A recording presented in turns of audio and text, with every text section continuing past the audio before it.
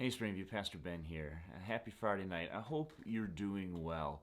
These have been unusual and crazy times over these last few weeks, and I wanted to take just a minute to talk to you both about what's going on so that you'll know, and also what we're looking at as we look out over the next several weeks and months and kind of evaluate what's going on and what our plans are in that regard. As many of you will know, we've had a number of COVID cases here at Springview. Thankfully, no one is doing really bad. No one's in the hospital, and we're very thankful for that. Thankful for your prayers and the encouragement and support that you have offered. At the same time, a number of people dealing with it, and quite possible that that number will continue to grow, not just here in our church family, but certainly in the community at large. We see the numbers going up really rapidly. And so we are, of course, concerned about that, concerned about both keeping our church family safe, keeping our neighbors around us safe, doing everything we can to help slow the spread of this disease. And so we've been thinking hard about what that means for us going forward. As you know already, we canceled church in person this last Sunday in order to protect ourselves and protect our community, and have planned already to do that this following Sunday. And over the last several days, I've been looking ahead to November 22nd, a little over a week from now, thinking we probably need to cancel that too. Well, as we've seen the numbers in our church and certainly in the community around us continue to rise over the last several days, it's become clear to me we need to think a little more long-term than that. So I spent a lot of time on the phone today talking to people, getting some feedback and some opinions, and it seems now that the wisest course of action for us going forward is to cancel all of our in-person ministries, Wednesday night, Sunday morning, Sunday night, until at least Christmas. That, I think, is the step we need to take to move forward most effectively and most safely right now, which is both a big bummer and a big opportunity. It's a big bummer because we love to meet together. We were visiting a church, several months ago now, and when church ended, the people started to file out, and 10, 15 minutes later, everyone was gone. And it seems so strange to us. I have a late lunch every Sunday because so many of us hang around for so long. We love each other, enjoy each other's company, and just want to be together. So it's a bummer not to be able to do that. At the same time, this is also for us a really big opportunity if we'll grasp it.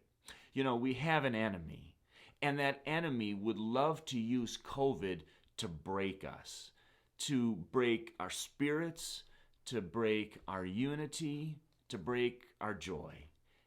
He'd love to use COVID to divide us and discourage us and really squelch and crush anything that God might mean to do during this time.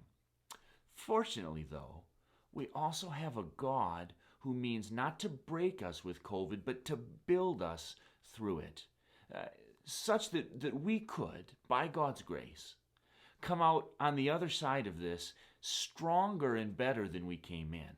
I'm convinced that that's true. And I want you to believe that's true and pursue that as well. And let me give you 3 things I think we can all do with God's help that will help us make the most of this opportunity and to see God build us and grow us during this time. Here's the first thing. We each need to decide and commit ourselves to being a voice for unity and joy. I don't mean just being on the side of unity and joy. We're all on the side of unity and joy, but actually committing ourselves to be a voice for unity and joy, so that as we think and as we talk and interact with others about what's going on in our lives, our church, our family, our community, we want to speak in ways that are positive and encouraging and hopeful. We ought to be a very hopeful people. We know that our God loves us. We know that He reigns and rules over this world and over this disease and this pandemic, and we know that He can and will use this to grow us. So we need to commit ourselves to be a voice for joy and unity. That would be huge for us as a church and for our ministry going forward. Secondly, be a zealot for new ministry.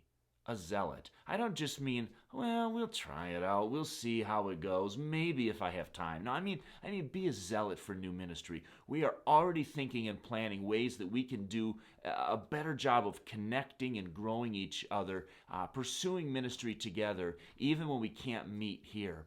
It's fascinating to listen to many conversations now, and the pandemic has really promoted this, thinking about how is the pandemic going to change the way we do ministry? And some people are saying, well, we're going to move away from in-person to more digital. I don't think that's the future. I don't think we're ever going to want to get away from meeting together in person. And we're going to want to get back to that as soon as we possibly can. But there are a lot of opportunities digitally as we think about going forward, how we can connect through video and chat and Zoom, all these kind of things. We're going to pursue a bunch of those. And to be honest, some of that is going to be kind of experimental. We're going to see what works well. So let me encourage you to do this. As these opportunities arise, let me encourage you to be a zealot for new ministry opportunities. I'm going to jump into that. I'm going to expect the best, make the best out of it, and we're going to learn. By trial and by error, we're going to learn ways that even when COVID is behind us, ways we can connect better and do ministry better, taking advantage of the digital opportunities that we have. So let me encourage you to be a zealot for new ministry. Here's the third thing. Let me encourage you to be a soldier in prayer, committed in prayer. In Ephesians 6, as Paul finishes talking about the armor of God, he talks about moving into prayer. That's the way we fight discouragement, the way we fight a sense of hopelessness, the way we fight against negativity and a tendency to complain, the way we fight against all the opposition that the enemy wants to throw our way. We do so through prayer. So we want to be soldiers in prayer, disciplined, committed, and focused.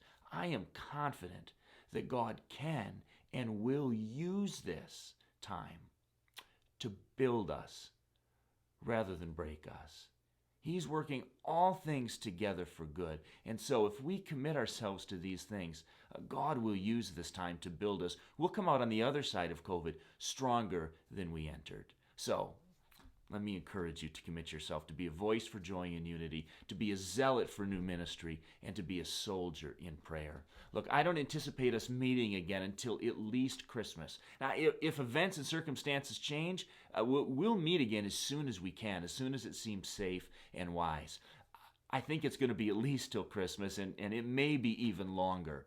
But be assured, we are eager to get back together when that's the wise and safe course of action. And in the meantime, we want to jump both feet in to these new opportunities that are going to arise. You'll hear more information about that soon, and we'll get that to you. But anyway, I wanted to talk to you tonight because I just wanted to let you know what's going on right now and what we see coming up down the road. Please feel free to reach out to me with any questions or concerns or needs that you have. We love you. We are eager to see you again, and we trust and pray that God will bless you and care for you in this intervening time.